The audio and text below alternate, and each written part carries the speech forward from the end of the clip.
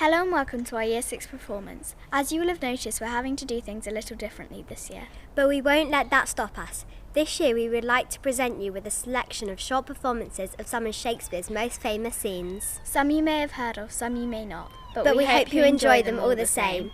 We open with Sonnet 18, Shall I Compare Thee to a Summer's Day? Shall I compare thee to a summer's day? Thou art more lovely and more temperate. Rough winds do shake the darling buds of May, and summer's leaves have all too short a date. Sometimes too hot the eye of heaven shines, and often is its gold complexion dimmed. And every fair from fair sometimes declines, by chance or nature's changing course untrimmed. But thy eternal summer shall not fade, nor lose possession of that fair thou knowest. Nor shall death drag thou wanderest in his shade, when in eternal lines to time thou growest.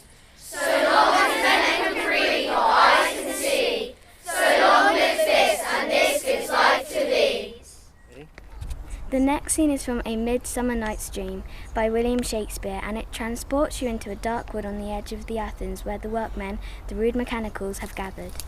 They want to rehearse a play that will perform the wedding of the Duke of Athens and his new bride Hippolyta. Is all our company here? You were best to call them generally, man by man, according to the script. Here is the scroll of every man's name, which thought fit through all Athens to play in our interlude before the Duke and the Duchess on his wedding day at night. First, good Peter Quince, say what the play treats on, then read the names of the actors and so grow to a point. Marry, our players, the most lamentable comedy and most cruel death of Pyramus and Thisbe. A very good piece of work, I assure you, and a merry. Now, good Peter Quince, call forth your actors by the scroll. Masters, spread yourselves. Answer as I call you, Nick Bottom the Weaver. Ready? Name what part I'm for and proceed. You, Nick Bottom, are set down for Pyramus. What is Pyramus? A lover or a tyrant? A lover that kills himself most gallant for love. That will last some tears in the true performing of it. If I do it, let the audience look to their eyes. I will move storms. I will condole in some measure to the rest. Yet my chief humour is for a tyrant. I could play Urkel's rarely, or a part to tear a cat in, to make or split. The raging rocks and shivering shocks shall break the locks of prison's gates, and Phoebus' car shall shine from far, and make and mar foolish fates. This was lofty. Now name the rest of the players. This is Urkel's vein, a tyrant's vein. A lover is more condoling. Francis Flute, the bellows mender. Here, Peter Quince. Flute, you must take Thisbe on you. What is this be, a wandering knight? It is the lady that Pyramus must love. Nay, stay, let me not play a woman, I have a beard come in. That's all one, you shall play it in a mask, and speak as small as you will. And I may hide my face. Let me pick Thisbe too. I'll speak in a monstrous little voice. Thisbe, Thisbe, hey, Pyramus lover dear, thy Thisbe dear and lady dear. No, you Pyramus, and Flute, you Thisbe. Well, proceed. Robin Starveling, the tailor. Here, Peter Quince. Robin Starveling, you must play Thisbe's mother. Tom Snout, the tinker. Here, Peter Quince. You Pyramus's father, myself, Thisbe's father, Snug, the joiner, you, the lion's part, and I hope here is a play fitted. How do the lion part written? Pray you, if it be, give it me, for I am so study. You may do it extempore, for it is nothing but roaring. Let me play the lion too. I will roar that I will do any man's heart good to hear me. I will roar that I will make the Duke say, let him roar again, let him roar again. You would do it too terribly that you would fright the Duchess and the ladies. That would enough to hang us all. That would hang us every mother's son. I grant you, friends, if we were to fright the Duchess the ladies out of their wits, they'd have no more discretion but to hang us. So I will roar you as gently as any sucking dove. I will roar you and twir any nightingale. No, you must play Pyramus, for Pyramus is a sweet-faced man, a proper man, that one shall see in a summer's day, a most gentlemanlike man. Therefore you must needs play Pyramus. Well, I will undertake it. What beard were I best to play it in? Why, what you will? I shall discharge as neither your straw colour beard, your orange tawny beard, your purpling brain beard, your French crown colour beard, You're perfect yellow. Some of your French crowns have no hair at all, and then we will play barefaced. But masters, here are your parts. I am to entreat you, request you, desire you, to come then by tomorrow night, and meet me in the palace wood, a mile without the town, by moonlight, where we shall rehearse. For if we rehearse in the city, we shall be dogged with company, and our devices known. In the meantime, I will draw a bill of properties, such as I play once. I pray you, fail me not. There we will meet and rehearse most obscenely and courageously. Take pains, be perfect. Adieu. At the Duke's Oak, we meet. Enough! Hold or cut bowstrings. And now we're going to read some Shakespeare facts. Did you know William Shakespeare's father made gloves for a living? When he died, he only left the second best bed to his wife. Some moons in the solar system are named after Shakespeare's characters. Some of them are Ophelia, Juliet and Oberon. Shakespeare was the third born out of 8 children. Surprisingly, his parents were likely illiterate. That means they were unable to read or write. Queen Elizabeth I and King James were big fans of Shakespeare and loved his plays. Also, he married first at the age of 18 years old. He was not going to publish any of his plays, but his friends did it for him, which caused him to become extremely famous throughout history. William introduced at least 3,000 words into the English dictionary. Journey with us now back to the enchanted forest at the edge of Athens, where we find Titania, queen of the fairies, just waking but under a spell. Oberon and Puck have dropped Polyjuice potion on Titania's eyes as she sleeps, surrounded by the fairies. When she awakes, the first thing she sees, she will fall madly and deeply in love with. Unfortunately for Titania, the first thing she sees when she wakes is a workman of Athens with a donkey's head. Another of Puck's wicked spells. Enjoy. What thou seest thou dost awake, do it for true love take, love and languish for his sake. Be an ounce or a cat or a bear, pard or boar with a bristled hair. In that eye thou shalt appear, when thou wakest is its dear, wake when some vile thing is near.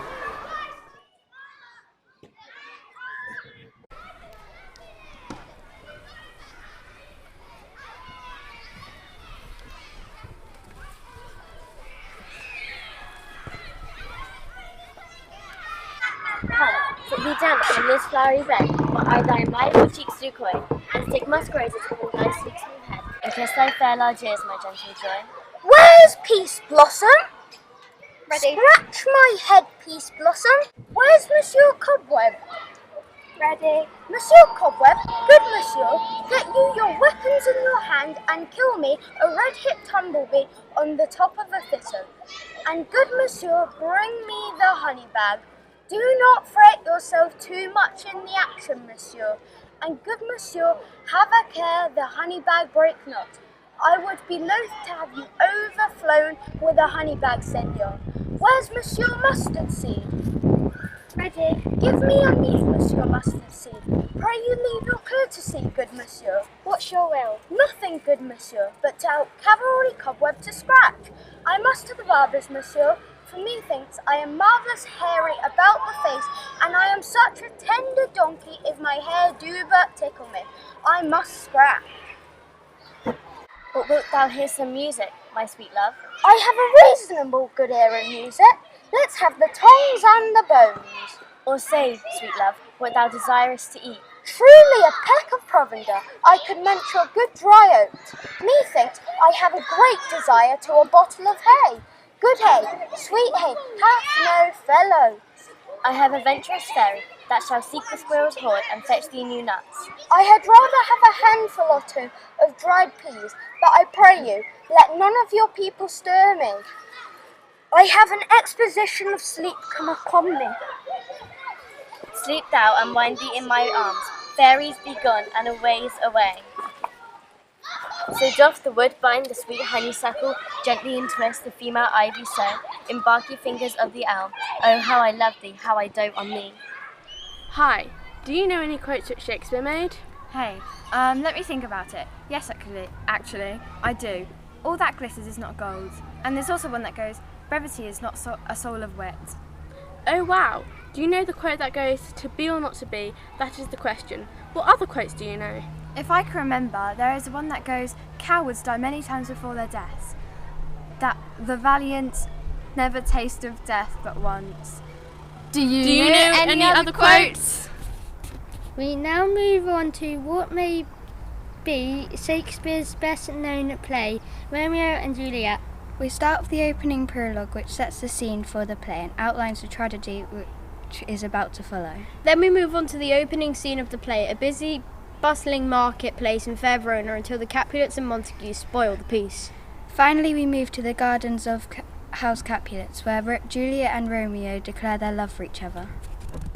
Two households both alike in dignity, in fair Verona where we lay our scene, from ancient grudge straight to new mutiny, where civil blood makes civil hands unclean.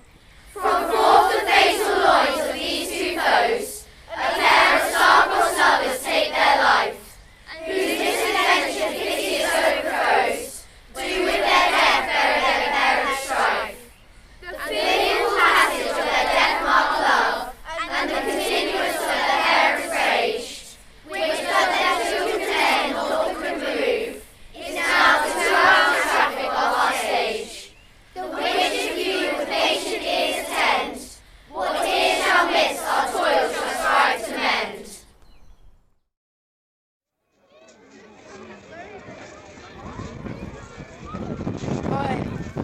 Gregory, on my word, will not carry colours. No, for then you should be colliers. I mean, and we being collar, will draw. Aye, while you live, draw your neck out over the collar. I strike quickly, being moved. But thou art not quickly moved to strike. Against the house of Montague moves me. To move is to stir, to be valiant is to stand. Therefore, if thou art moved, thou runst away. A dog of that house shall move me to stand. I'll take the wool of any man or maid of Montague's. That shows thee a weak slave, for the weakest goes to the wall. True, and therefore woman being the weaker vessels are in the frost of the wall. Therefore, I'll push Montague's men from the wall, and Frosted's maids to the wall. The cause between our masters and us their men.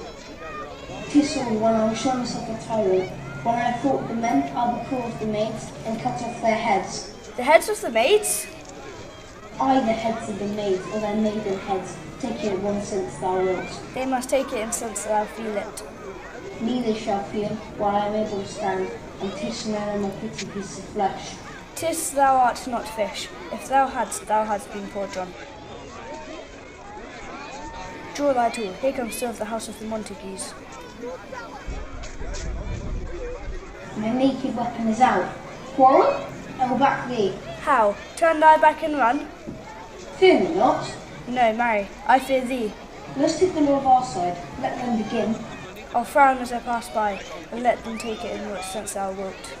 Nay, as they dare, I'll bite my thumb at them, which is disgraceful if they bear it.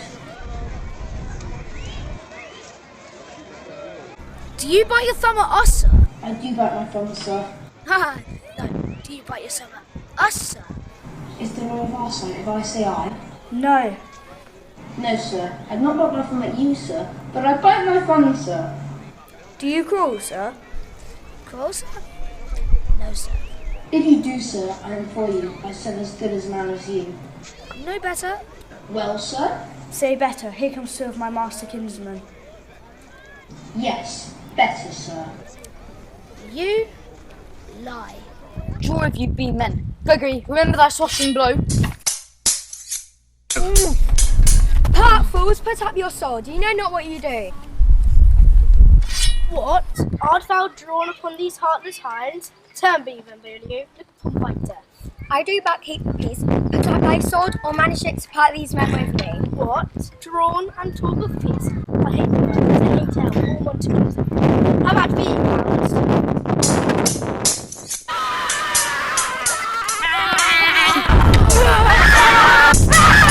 Clubs filled with partisans.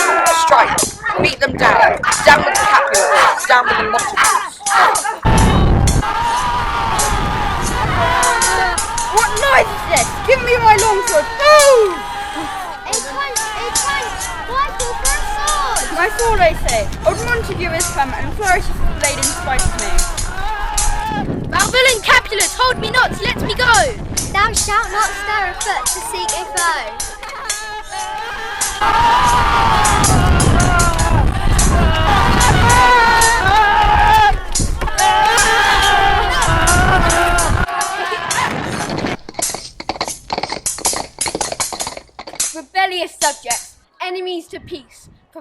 of this neighbour staying still? Will they not hear what ho you men, you beasts?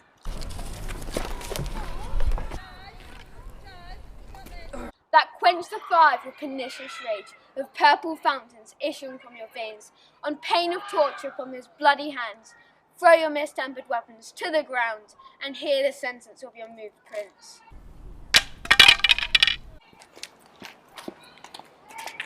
Three civil bulls, brevetted on every word, by thee, old Capulet and Montague, have thrice disturbed the quiet of our streets, and made Verona's ancient citizens cast by their grave beseeming ornaments.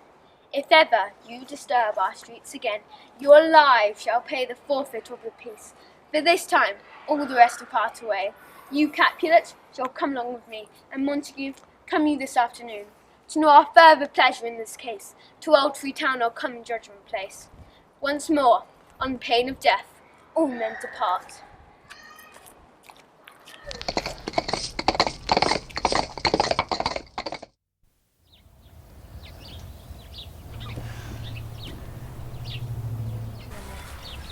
But soft, what light through yonder window breaks? It is the east and Juliet's the sun. See how she leans her cheek upon her hand. I wish I wear a glove upon that hand, that I may touch that cheek. Ay me. She speaks. Oh Romeo, Romeo, why must you be Romeo? Deny your father, or else change your name. And if you love me, I'll no longer be a Capulet. Yet it is but a name. What's in a name? That which we call a rose, by any other name would smell as sweet. Call me but love, and I'll be new baptized. Henceforth never be Romeo. My ears have yet not drunk 100 words of thy tongue's uttering, yet I know the sound. Art thou not Romeo, and a Montague? Leave of that maid, if either thee dislike. How came you here, good Romeo, and why? The orchard walls are high and hard to climb, and the place death, considering who thou art, if any of my kinsmen find thee here. With love's light wings do thou fly these walls, the stone defences cannot keep love out. If they do see thee, they will murder thee. I have the night to hide me from their eyes, but let them find me. Here I'd rather die than live forever waiting for your love. I should be shy and blush with flaming cheeks, for you have overheard my private thoughts. But gentle Romeo, let us not pretend. Dost thou love me? I know thou wilt say aye. Lady by yonder, blessed moon I swear. My gentle lady, come into your chamber, 'tis time for rest. I must go. If thy love is honourable, and if thy purpose marriage, send me word tomorrow of when and where we meet. Madam, come, the hour is late. Good night, good night. Parting is such sweet sorrow, that I must say good night till it be morrow. And now for something completely different. Time for some Shakespeare jokes. When Shakespeare got his writing pencils confused, he wondered if it was to be or not to be. Knock knock, who's there? Julius Caesar. Julius Caesar who? Julius Caesar! She's the one who stole my wallet! Okay, now for my one. What type of salad requires 23 knives in a recipe? I don't know. A Caesar salad. Knock knock, who's there? Rosaline. Rosaline who? Yeah, that's what Romeo said as soon as he saw Juliet. That's all, folks! Our next scene is from Shakespeare's play Hamlet. Also known as the tragedy of Hamlet. It was Shakespeare's longest play at more than 29,000 words. It's quite a complicated scene, so we've added a translation to help. In this scene, Hamlet is having a very reflective moment. Hang on, who's that? Toby? Or not Toby? That's not the question. To be or not to be? That's the question. Whether 'tis nobler in the mind to suffer the slings and arrows of outrageous fortune, or to take arms against a sea of troubles, and by opposing end them, to die, to sleep no more, and by sleep we say end, with the heartache and thousand natural shocks that flesh is heir to. 'Tis the consummation, to die, to sleep perchance to dream. There's the rub, for in that sleep of death what dreams may come, for when we have shuffled off this mortal coil, may give us pause. There's the respect that makes a calamity of so long life. To live or to die? That is the question. Is it nobler to suffer through older terrible things fate throws at you, or to fight off your troubles, and in doing so, end them completely. To die, to sleep, because that's all dying is, and by sleep I mean an end to all the heartache and the thousand injuries we are vulnerable to. That's an end to be wished for. To die, to sleep perhaps to dream, yes, but there's the catch, because the kind of dreams that might come up in that sleep of death, after you have left behind your mortal body, are something to make you anxious. For who would bear the whips and scorns of time, thy oppressor's wrong, the proud man's contumely, the pangs of despised love, the law's delay, the insolence of office and the spurns, the patient merit of th' unworthy takes, when he himself might his quietus make of a bare bodkin, for who would far less bear to grunt and sweat under a weary life, than that dread of something after death?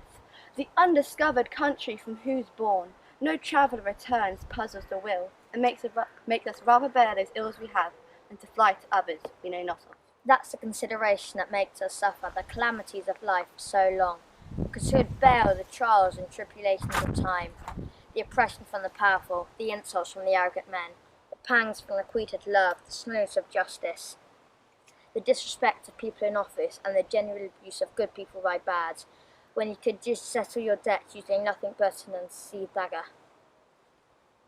Thus conscience does make cows of us all, and thus in it is pure resolution. A circulate o'er with pale cast of thought, and enterprise in great picture moment. With this regard their currents turn awary, and lose the name of action. Soft you now, the fair Ophelia, nymph in thy horizons, be all my sins remembered. Thus the fear of death makes us all cowards, and our natural willingness to act is made weak by too much thinking. Actions of great urgency and importance are thrown off course by this sort of thinking, and they cease to be actions at all. And now, some more Shakespeare jokes. What did Shakespeare order from McDonald's? A Macbeth. Why did the Empire of Rome fall? Because it was cut in half by a pair of Caesars.